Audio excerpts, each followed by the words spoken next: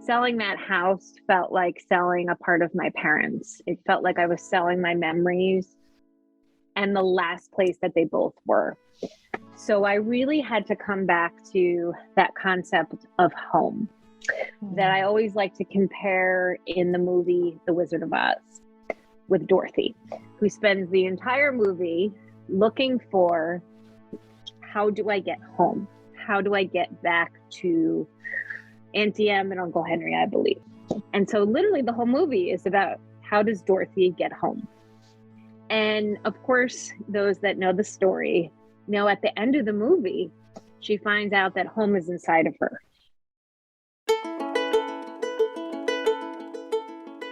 Hello, and welcome to Grief, Gratitude, and the Gray in Between podcast.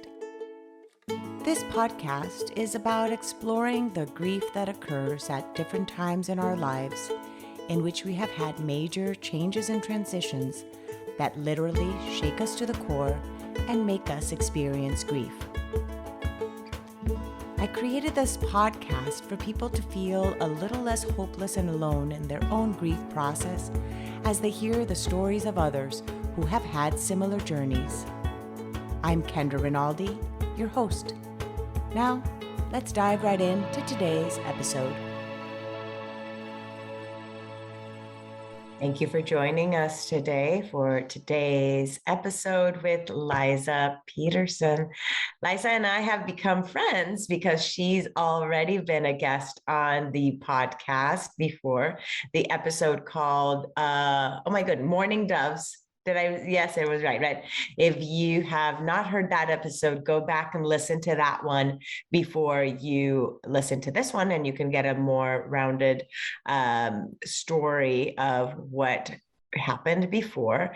So here we are recording now. Liza is a yoga instructor, a reiki practitioner, and a mom of 4 beautiful children. And she is also in the performing arts. She studied musical theater, musical theater, right? Do you prefer? Yeah, musical theater. She also does ballroom dancing. You didn't put this in your bio. She does ballroom dancing as well.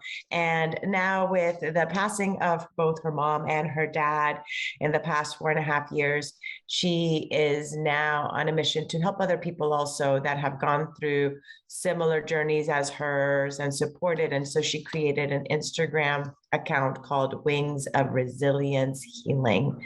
And she's happy to connect with people on there too. So listening to your story today, again, I'm so happy to see you. Welcome, Liza. You too. And I think I did mention the ballroom on my bio. Did you put it? Let me see. I don't see it. Oh, yes, you do have it there. You do have it there. Ballroom. You're a busy lady, my friend. It's okay. But it's an important point to make, because ballroom, as I just shared with 2 friends, ballroom and Latin dance have been a wonderful part of my life. But when my parents passed away, it became a real healing modality for me. So I had to make sure we plugged that. Oh, yeah, absolutely. You know, that is so true. Like, there's so many different tools that we use, and we don't realize how much the arts play a part in that healing for a lot of people. And sometimes we end up discovering new forms of expression that we didn't even know we had before. I mean, you have studied musical theater and so forth before. So dance, of course, is part of that musical theater aspect. But was ballroom dancing something you did prior to your parents passing, or is it something Yes, new? my husband, Matt, and I actually started doing ballroom dancing for our wedding. Healing for a lot of people.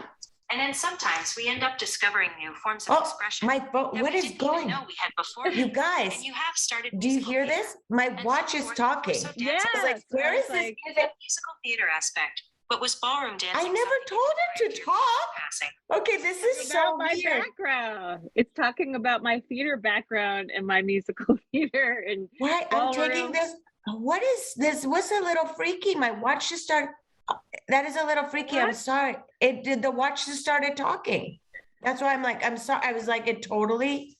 Maybe it's my parents.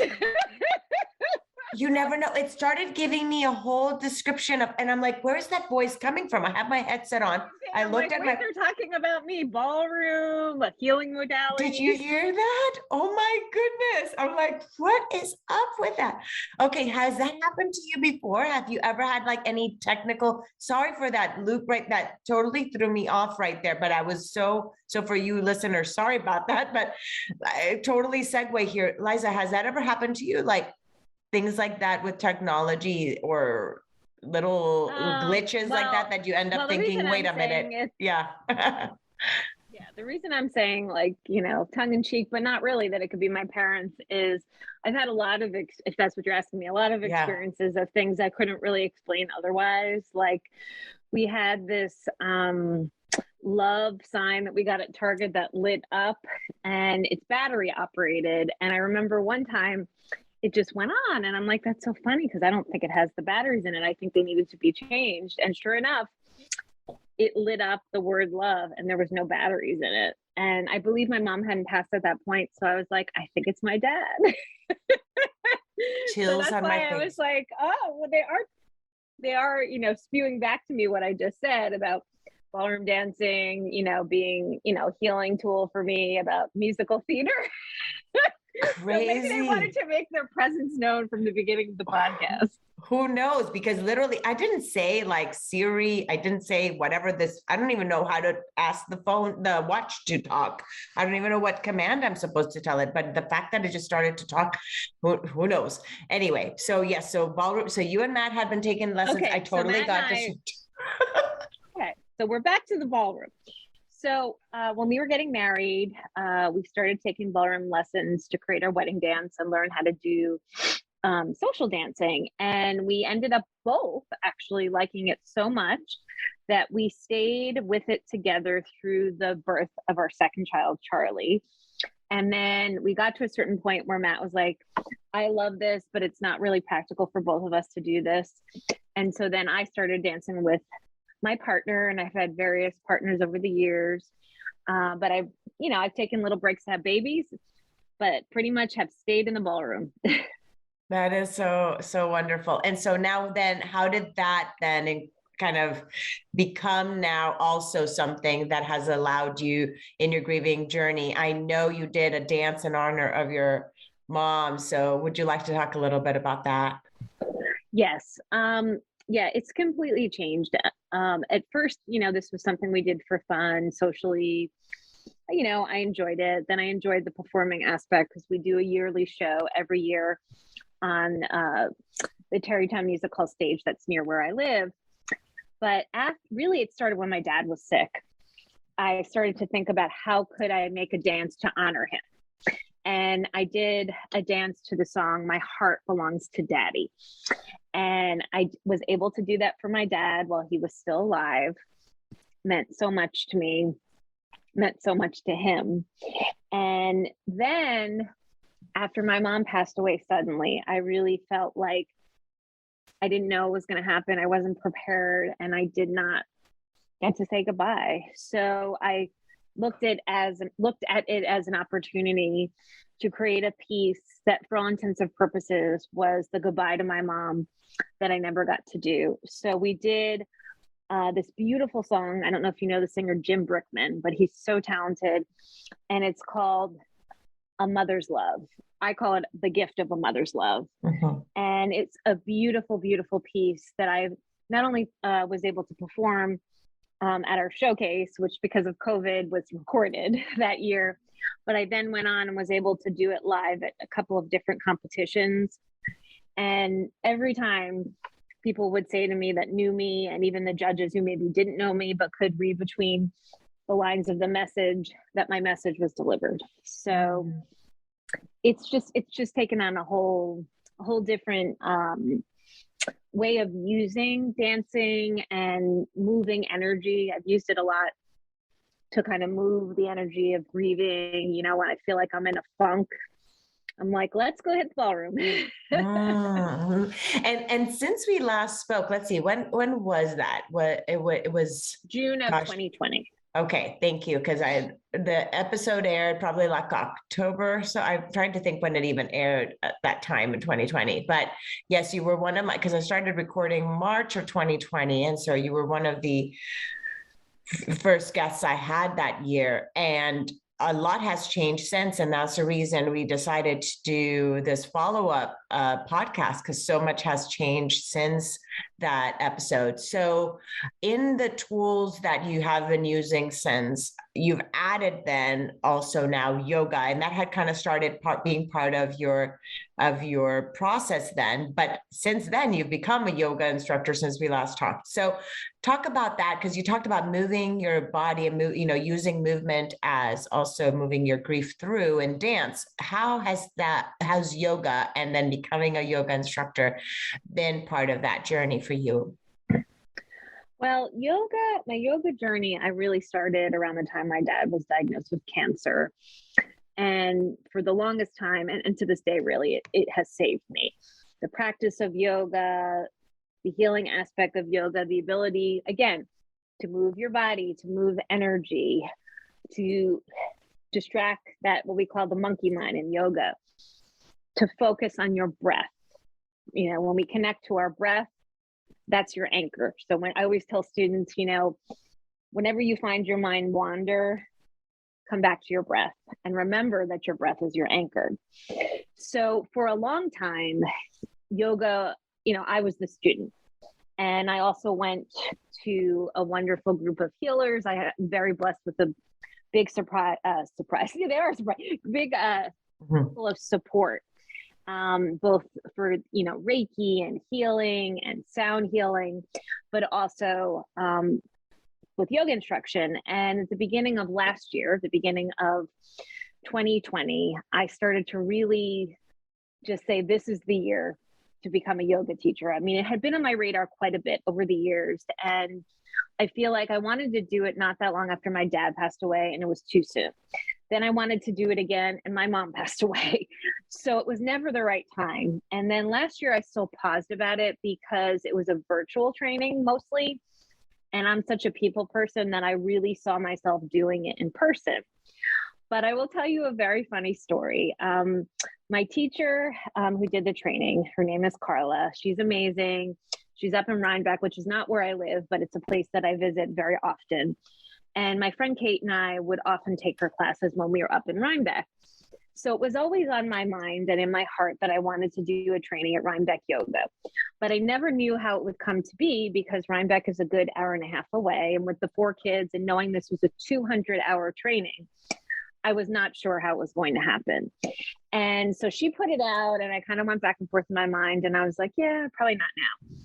And she literally texted me, I think it was like the last day to sign up. And she said, I don't know if you have any interest, Liza, but I just have this feeling that you're supposed to be there.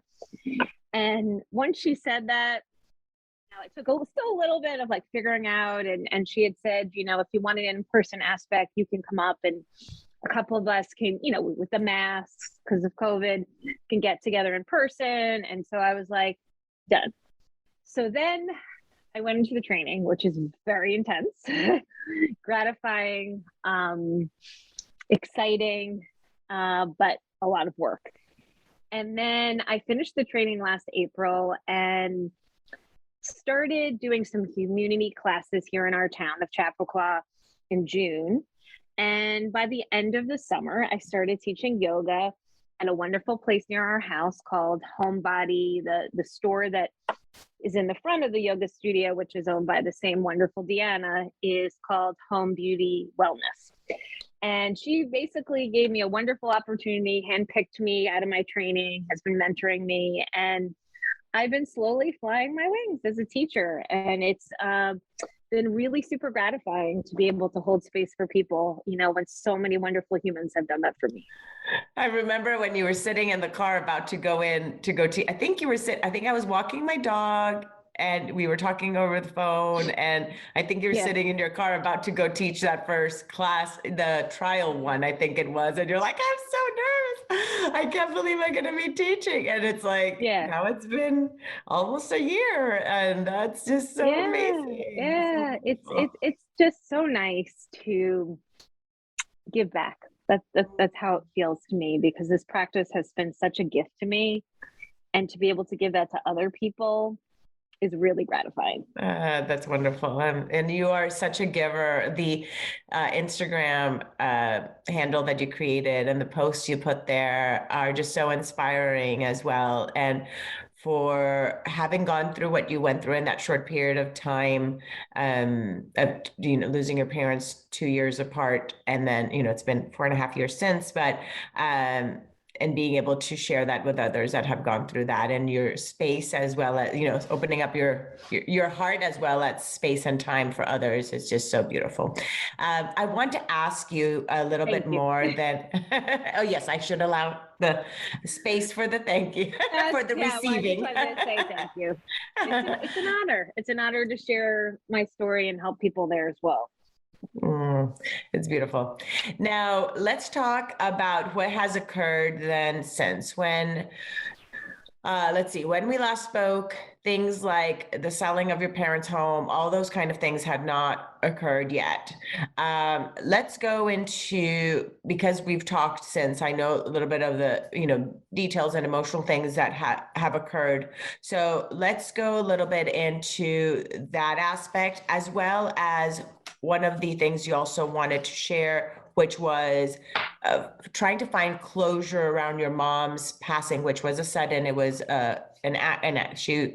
she got the circumstances where she got hit by a car, and the circumstances around trying to find closure around that as well. So whichever one you want to target first, whether the home and that, how that was part of your kind of grief journey of the home and that you grew up in, and then also the finding closure in a different way than what you thought was going to be it. So you go. Yeah, you pick which one you want to target for. Go first. Absolutely. Well, it's interesting that you use the word closure, because I already mentioned it as far as the dance that I created for my mom, because she was hit by someone who was texting, I will add, and died suddenly and immediately. So there was no opportunity to prepare. There was no opportunity to say goodbye. And, it's been a really hard process to find closure, if you ever can, truly, when you lose someone you love. And so I would say, you mentioned one of the big challenges for me was last fall, we were selling my parents' house, and it was not the house that I grew up in, but it was the only other house they ever lived in. And to me, I really wrestled, and we had this conversation with selling that house felt like selling a part of my parents. It felt like I was selling my memories and the last place that they both were. So I really had to come back to that concept of home that I always like to compare in the movie The Wizard of Oz with Dorothy, who spends the entire movie looking for, how do I get home? How do I get back to Auntie Em and Uncle Henry, I believe. And so literally the whole movie is about, how does Dorothy get home? And of course, those that know the story know at the end of the movie, she finds out that home is inside of her, and that to get to her actual physical home, she just has to click her heels 3 times and she's there. So as I was going through this very painful selling of the house, I kept trying to imagine that I was Dorothy, because the truth is, not only is home inside of me, but so is everything that I loved and appreciated about my parents. All those wonderful memories were not in the physical stuff in my parents' house. It's in me. It's in my heart. It's in my soul. And whenever I want to remember them and remember those times, just like Dorothy, I just have to close my eyes, right? And I'll be home. So that was something I really had to go through with the selling of that house. And I believe you were there the day that My brother and I. October 4th, wasn't it? October 4th. Was that right? October 4th was the day my mom passed. Yes, but wasn't it close? But it was close to that date. I remember it was close October to her. 1st. It was. It was. 1st. Okay. Okay. It was October 1st, right? By the way, people, Liza and I have never met in person, by the way, we're talking, as when we say we've developed a friendship and that this is the first time we're actually seeing each other face to face as we're recording this. So as you're hearing all this. If you hear me sniff, I do not have COVID. It's just outside and inside allergies. And it's so cold in New York while we're recording this today, like 16 degrees with like very cold. Look at me. I'm in Texas and I'm wearing a scarf. Okay. So Kendra's wearing a scarf. So and I'm in Texas and it's cold. If you hear me sniff, you know. Yes. So that was the selling of the house. And, you know, I've continued to have to remind myself of that because there are times that I really do miss going to that physical house and connect that with my parents, our life together, our family, our, you know, the original, I call the core four, the original four Warners, Warner, my maiden name, my parents, myself, and my brother Ross. But when I find myself in that loop, I think about Dorothy. So that was step one. And I need to digest that. I need to digest that for a second.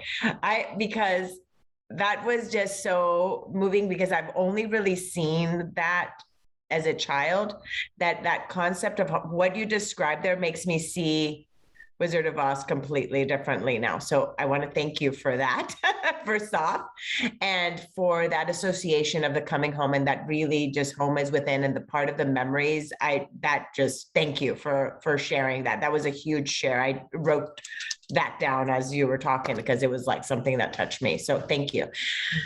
I appreciate that. Well, the Wizard of Oz has so many nuggets. It really does. If you step out of it just from a child's perspective about the theatrics of it, because that's incredible too.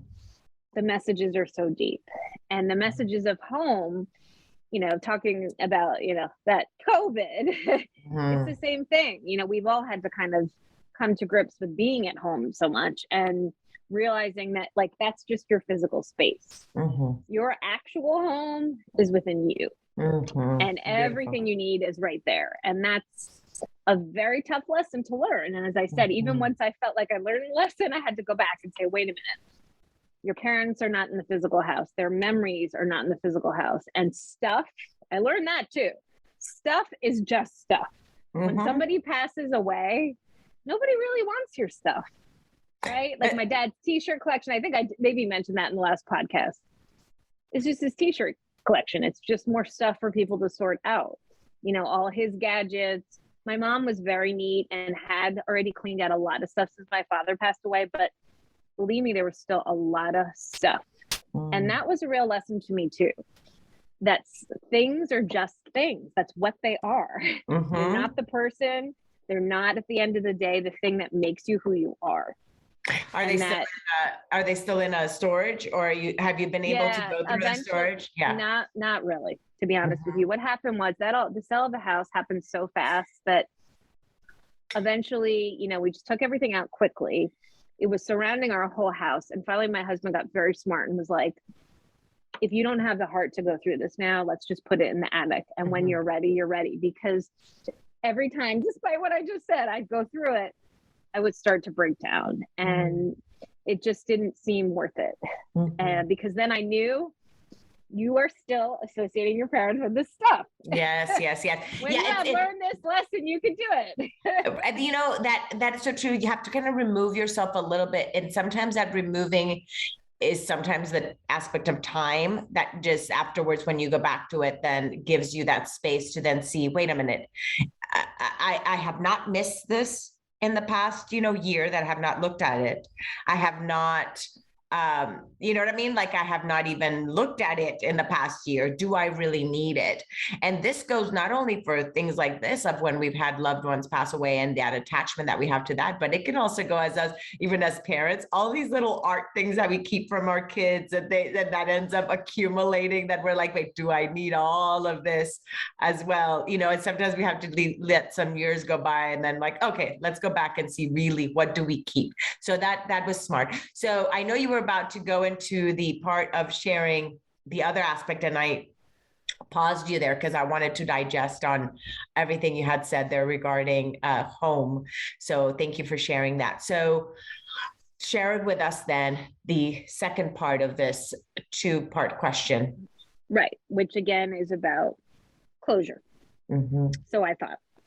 So I had mentioned in the beginning of this that my mother was killed by somebody who was texting.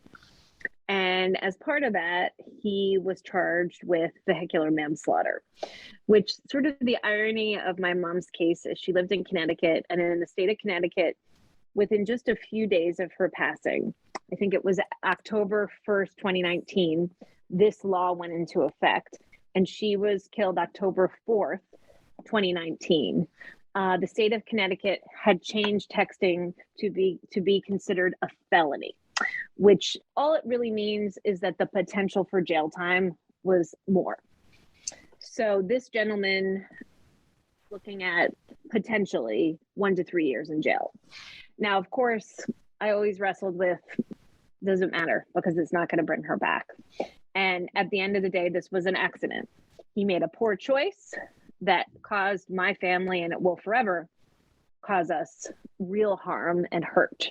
But it was an accident. I had to keep telling myself, you know, he didn't try to kill my mom. It was a bad choice. So basically, from almost the time he was charged on, I was very involved with the case. I had a wonderful victim advocate through the Danbury court system. My mom's best friend, Mara, and I would talk. My dad's brother, my uncle Jeffrey, we would all have these like constant meetings about the case, about strategy, about what was going on. And a lot of it was delayed because of COVID, and just in general, the court system is extremely behind. And when we finally did talk to the prosecutor, he was telling us that he was just starting to try cases from 2017, and she died in 2019. So we were looking at a long time to wait for this court date. But the three of us, my mom's best friend, my uncle, and I, had all said that we would like to make a victim impact statement about my mom, about who she was, about her life, just to make her voice be heard. Mm-hmm. And so that was always in the works, but we were always looking at, could be years, literally. And so I would often sit there, and I try to remember this now, knowing what I know now, that it would be difficult to continue to heal and to be on this healing journey and then be pulled back into it by having to make this victim impact statement and seeing the man who hit her, which had never seen him. So I want to say that this was several months ago. We had received word from the Danbury court that they were told that this man who hit her had passed away. And when I saw that, I was crushed. One, because he's still a person, and even with what happened, loss of life is loss of life. But more emphatically, I thought, there goes my chance for closure. No more court case, because there's no more person to prosecute. No more ability for the three of us to come together and keep, in my eyes and in my heart, my mom's memory going. I also realized it was a way to distract me from my own personal grief. Because as long as I was focused on that court case, I was not focused on how much I missed my mother, about the fact that I didn't have a mother, that I didn't have parents. Like, I didn't realize how much I had squashed that down and busied myself with the court case. So after that happened, I spent some time talking to my tribe, my circle of support. And the conclusion that they came to that resonated with me was maybe this happened for a reason. For whatever reason, I was not meant to be in that courtroom. I was not meant to come face to face with the man who killed my mom. And that if I wanted closure, I would have to find it a different way. And, and I also realized too, that it made me really have to come to terms with this man and how I felt, because I really did feel like I needed to punish him.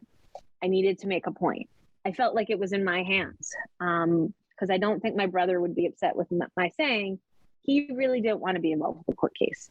He didn't want to know about this man. He didn't want to know about the details. And I respect that in my brother, because he was concerned that it would make him angry, so angry that he could never get past it. I realized my brother was pretty wise here, because I didn't realize how much anger I had held towards this person, even though, again, it was an accident. I know he didn't do it on purpose, and he was troubled in a lot of different capacities. But my mother away for all intents and purposes. And I held a lot of anger and resentment towards him. And when you do that towards anybody, it's not healthy. It doesn't serve you, and it doesn't hurt that person. It hurts you. So what I ended up doing that made a huge difference is Kate, my both healer and very good friend who lives in New Jersey. I went down to New Jersey not long after I found out he passed away. And she had me write a letter to this man and basically write everything to him that if I was in that courtroom today, you would have said, I would have said, just to get it all out. I cried, I screamed, I did what I needed to do. And then we burned part of the letter. And then the other part of the letter, we went down to the Jersey Shore and let it go in the wind. And I have to say, after that, the good news, bad news, the grief came. I call it the grief. Massive grief come in about my mom. And pretty much ever since, because it was like, once that focus was taken away, focus on what really mattered, which is my relationship with my mom, my mother, her life, what she stood for, who she was, what she meant to me and my family, and what she will always mean to us. And what I also found is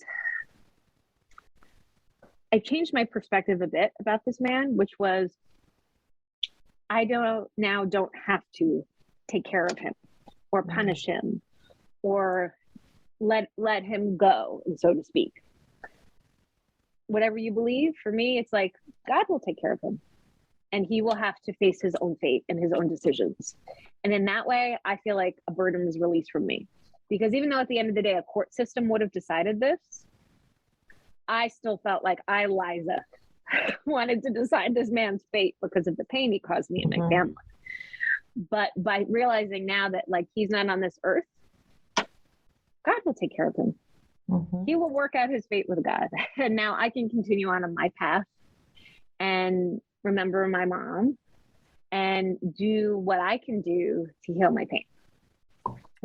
So that has been the way. I don't know that I would call it closure, because what it ended up doing was just, this is in a way opened me up to more pain, because I realized that I was not really leaning into the reality of this. And, that is today, if you were to ask me what I'm grappling with, that I wasn't back then. I was still in shock. Like my mom hadn't even been gone a year at that point. And I think we were in the 3-month shutdown. So like there was so much There were so many things. Yes.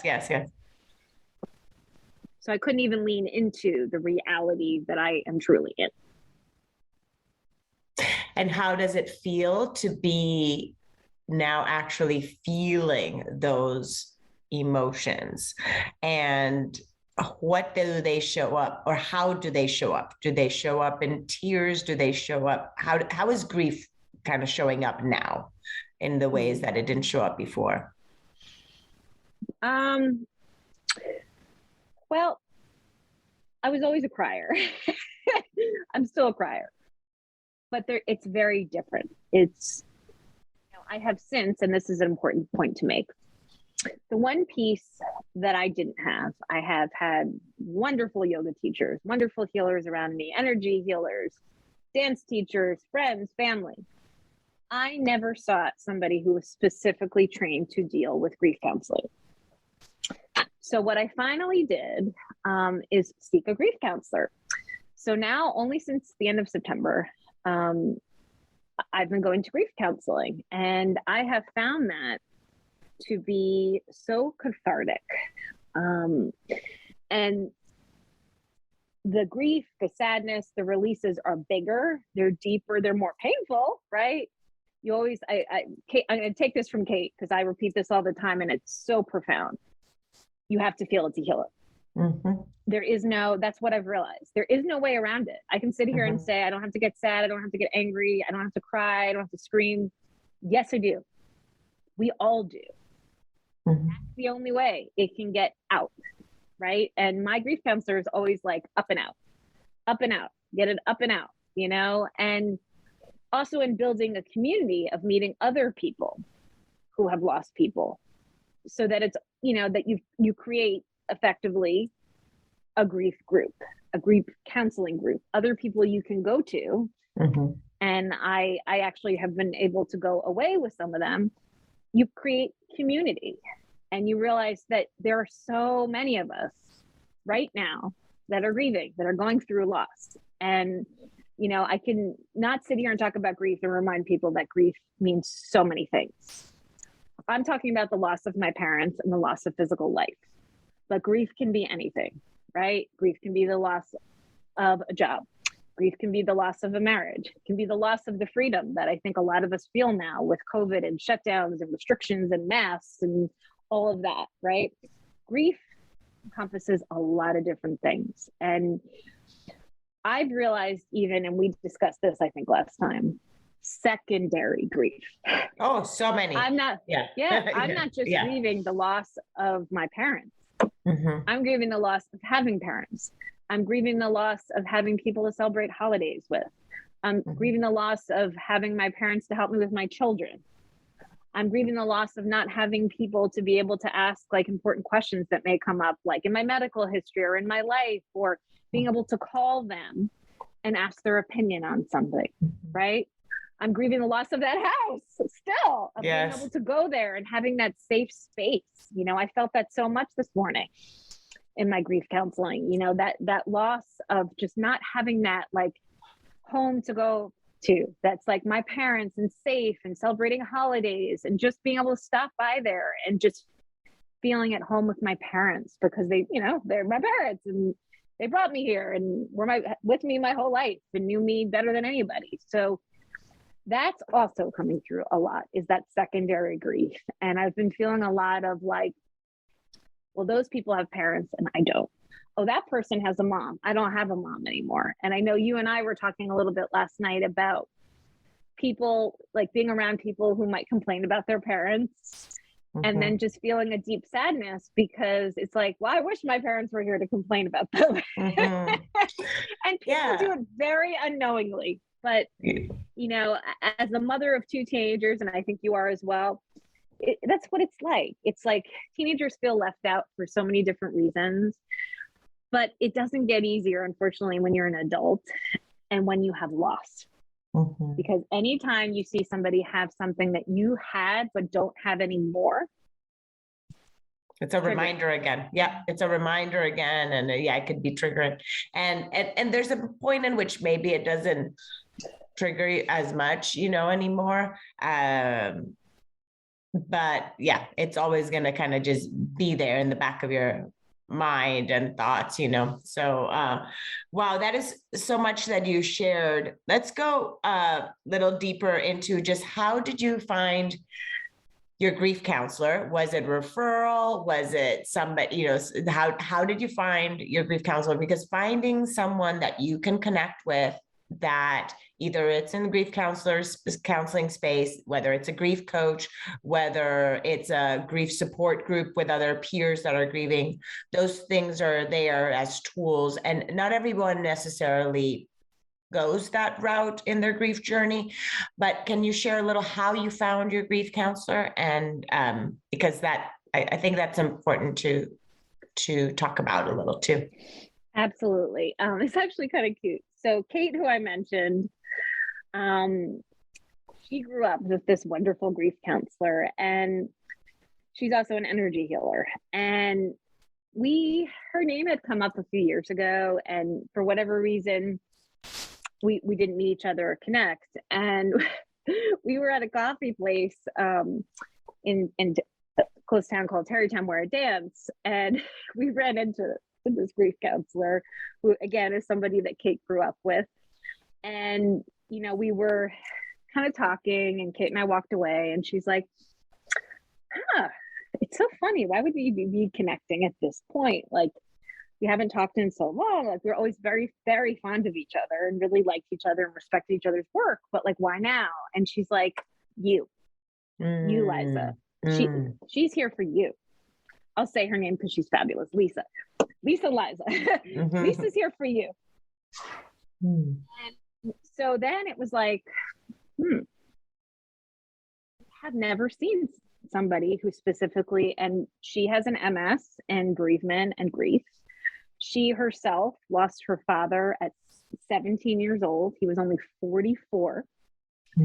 And she's been running groups and helping people of all ages for years and years and years. And she's an energy healer. So it was like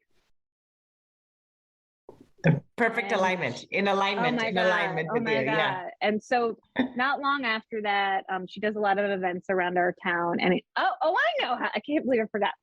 Then it got even more like synchronistic. The place that I taught yoga, Lisa was coming to do an event around that same time. And so that's why Kate and I had already started to talk about her. Then we ran into her at the coffee place. And then she was coming to the yoga studio where I taught to do an energy healing event. I went to the event after I had met her, and I was like, I love her energy. I love everything about her. I think she would be a really big help to me. And then we started, working together at that point. And it's just been so helpful to talk to somebody that this is what I call their bread and butter. I've been able to ask her questions I feel like I haven't been able to ask anybody else, because this is her thing. She always says, like, some people are CPAs, right? And they deal with taxes. She goes, I deal with grief. So there's nothing you can say, do, scream, cry, like nothing shocks me. You're totally safe and protected. And her whole demeanor is beautiful. And like I said, she knows, because, I think she's in her mid-30s. She's been with a dad for a very long time. So to go to somebody not only who's trained in this, but who knows about this from experience is vitally important. And then it just turned out to be golden that her and Kate are close and grew up together. But it's made me become an even more forceful advocate for grief counseling and going to a grief group. Because it was something I honestly really wanted my mom to do after my dad died, and she dug her heels and she didn't want to do it. And I couldn't speak from experience until now. And just having other women that I can go to, and going to somebody like Lisa, who knows so much about grief and who can answer these like questions that have been, some of them haunting me for so long, it just means everything to me.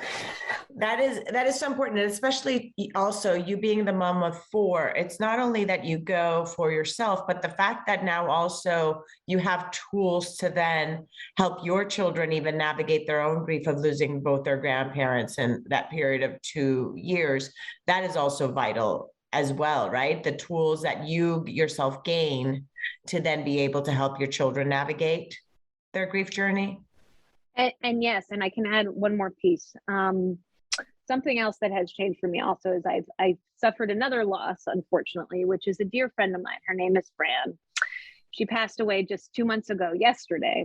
But the reason that I bring this up, besides wanting to take a few moments to talk about this incredible human, is I think immediately about her daughter and how important it has been for me to be able to help her, and how that loss also affected my daughter. Because this was somebody like we traveled to competitions with, somebody, she loved Fran, and she loved she's very close with Fran's daughter. So that is also where Lisa's been incredibly helpful, because I started to ask her advice about, how can I help Fran's daughter? How can I help my daughter? How can I get through this? And, it was, again, I say the word synchronistic, but I've experienced that in so many beautiful ways, which is Fran passed away on November 10th. That weekend, I was going away with Lisa and some of the other women. And literally Fran passes away like right before we went. And I have to say, the way that Lisa and those other women held my heart, I'll never forget. It meant so much to me. They made me feel so safe and so loved and so protected. And then, like I said, after that, I was able to really have a lot of conversations with Lisa on how do I help Fran's daughter? How do I help my daughter? How do I grieve the loss of my friend? And, I have to also get out Fran's message, because Fran was somebody who taught me about living in the present moment. Fran had her daughter, I think she was 40. And within a few months of having her daughter, she found out that she had, I believe she first found out she had kidney cancer. Went into remission. Then a few years later, she found out she had breast cancer. Went into remission. And then 6 years ago, she found out she had lung cancer. And as we all, I'm sure know, it's a much harder cancer to treat. And I don't believe she ever went into remission. It was all about like treatment and being able to kind of keep things at bay. Well, as I said, on November 10th, sadly, she lost her battle, 55 years old, but an incredible human who literally lived every day to the fullest. She lived fully in the present moment and did not allow anything to infiltrate her that would take her energy. And her own daughter, who I just recently had a beautiful lunch with her and my daughter, said, my mom used to, she has an older brother. She goes, she used to like, just look at us. We'd be like talking to her and she'd just be like taking us in. And I said, that's because your mom lived every day to her fullest. That's because your mom knew that every day could be her last day. So therefore she lived like it, And then she went on to share with me, her daughter, that her favorite place to go was Cape Cod. And she said, my mom could sit at a beach and stare at that sunset for hours and hours and hours. And she goes, I would want her to go do stuff with me, and she would just want to sit there. And I said, that's it again. The value of a sunset, the value of a beach, the beauty of just being able to be. Unfortunately, she had to learn it through deathly illness, basically facing death. Terminal illness. Yeah.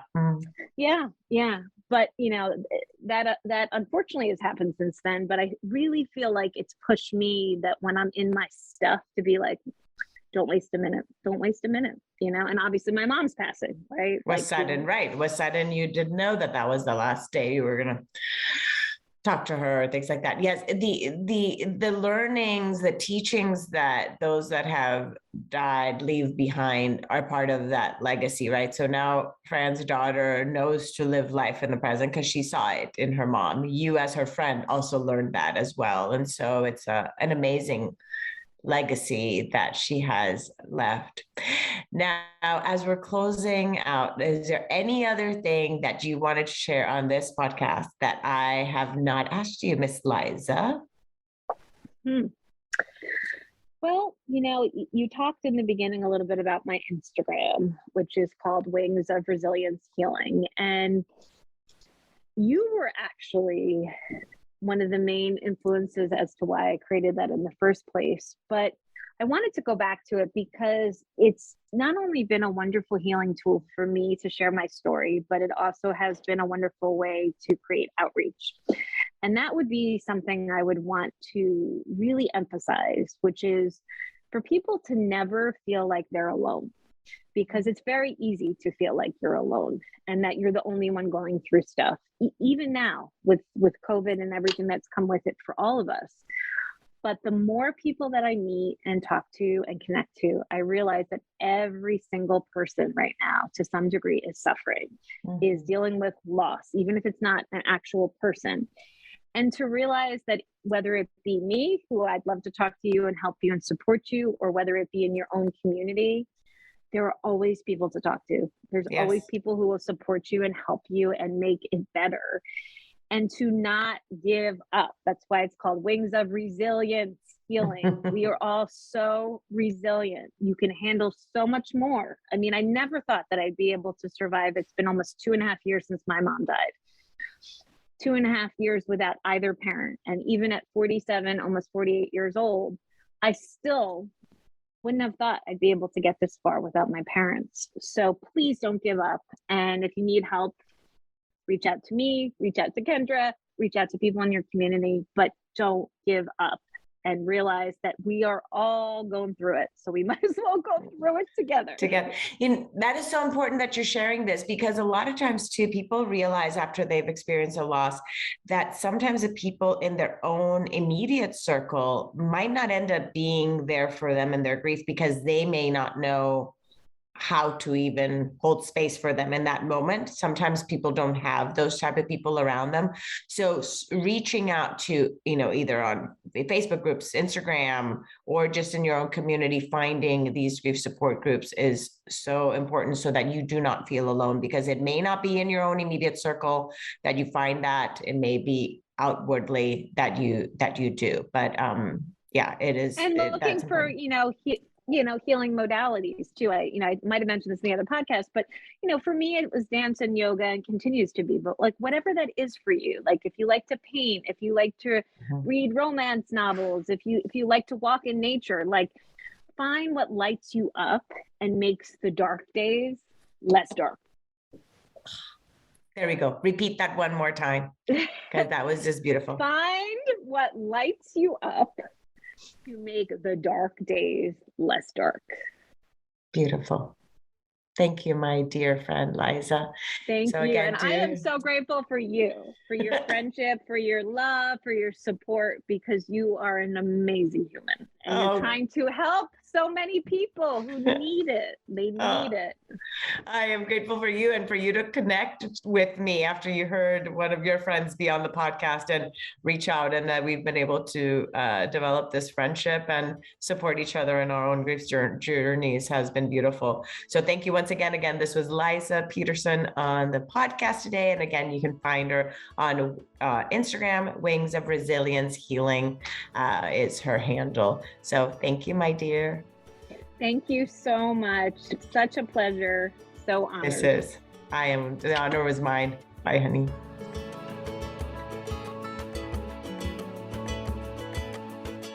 Thank you again so much for choosing to listen today. I hope that you can take away a few nuggets from today's episode that can bring you comfort in your times of grief. If so, it would mean so much to me if you would rate and comment on this episode. And if you feel inspired in some way to share it with someone who may need to hear this, please do so. Also, if you or someone you know has a story of grief and gratitude that should be shared so that others can be inspired as well, please reach out to me. And thanks once again for tuning in to Grief, Gratitude, and the Gray in Between podcast. Have a beautiful day.